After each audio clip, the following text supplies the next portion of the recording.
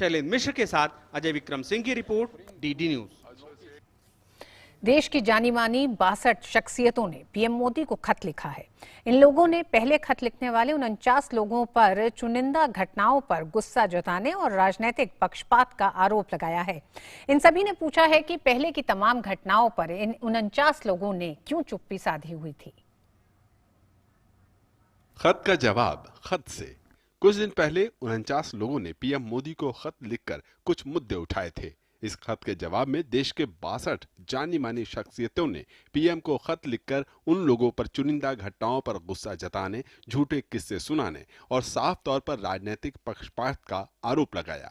इस खत के लेखकों में भारतीय फिल्म प्रमाणन बोर्ड के प्रमुख प्रसून जोशी, बॉलीवुड अभिनेत्री कंगना रनौत, फिल्मकार मधुर भंडारकर, विवेक अग्निहोत्री, अशोक पंडित, शास्त्रीय नृत्यांगना व राज्यसभा सदस्य सोनल मानसिंह, लोक गायिका मालिनी अवस्थी, वीणा वादक पद्म भूषण पंडित विश्व मोहन भट्ट, पत्रकार और राज्यसभा सांसद स्वप्न दास गुप्ता, अभिनेत्री पल्लवी जोशी और अभिनेता मनोज जोशी शामिल हैं। इसके अलावा भी तमाम और क्षेत्रों के जाने माने लोग इस पत्र को लिखने वालों में शामिल हैं। इन लोगों ने इस खत में लिखा है, 23 जुलाई 2019 को प्रधानमंत्री नरेंद्र मोदी के नाम प्रकाशित खुले खत ने हमें अचंभे में डाल दिया है। 49 स्वयंभू अभिभावकों और देश तथा उसके लोकतांत्रिक मूल्यों की अंतरात्मा के रक्षकों ने एक बार फिर से चुनिंदा चिंता व्यक्त की है और साफ तौर पर उन्होंने राजनीतिक पक्षपात के मकसद का प्रदर्शन किया है। Any good democracy, you need two-way traffic, where there is when things happen wrong, so you have to see this side also.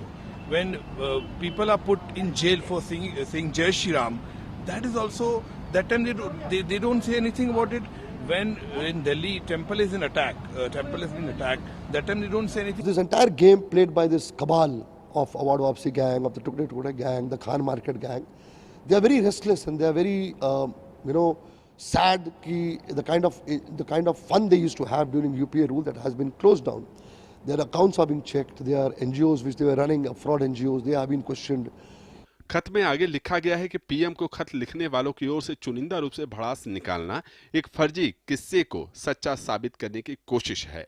प्रधानमंत्री के अथक प्रयासों को नकारात्मक रूप से दिखाने की कोशिश है। उनके खत लिखने के मकसद पर सवाल खड़ा करते हुए इन सभी ने कहा कि उस खुले खत पर दस्तखत करने वालों ने अतीत में उस समय चुप्पी साधे रखी थी जब जनजातीय लोगों और हाशिए पर जा चुके लोगों को नक्सलियों ने शिकार बनाया था। वे उस समय भी चुप्पी साधे रहे थे जब अलगाववादियों ने कश्मीर में स्कूलों को जला डालने का फरमान जारी किया था। वे तब भी खामोश रहे थे जब भारत को तोड़ने की मांग की गई थी। ये लोग उस समय भी चुप्पी साधे थे जब देश के बड़े विश्वविद्यालयों के परिसरों में वे नारे लगे जो आतंकी संगठन और आतंकवादी लगाते हैं। To actually say that as a result of this, India has become intolerant, India has become authoritarian, India has become undemocratic is wrong. And this is precisely what they have been trying to say. जब उनको लगता है करना चाहिए तो ये बयान देते हैं, जब लगता है तब बयान देते हैं, बाकी पूरा समय ये लोग शांत और चुपचाप रहते हैं।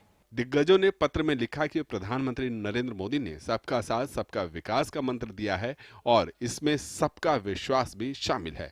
मॉब लिंचिंग के मुद्दे पर इस पत्र में कहा गया कि यह एक सामाजिक समस्या है। प्रधानमंत्री मोदी इसके खिलाफ कई बार बोल चुके हैं और राज्य सरकारें इस पर सख्त कदम उठा रही हैं। पत्र में यह भी कहा गया कि मोदी सरकार के कार्यकाल में अलग राय रखने, सरकार को कोसने और उसकी आलोचना करने की सबसे ज्यादा आजादी है। असहमति की भावना आज सबसे ज्यादा मजबूत है।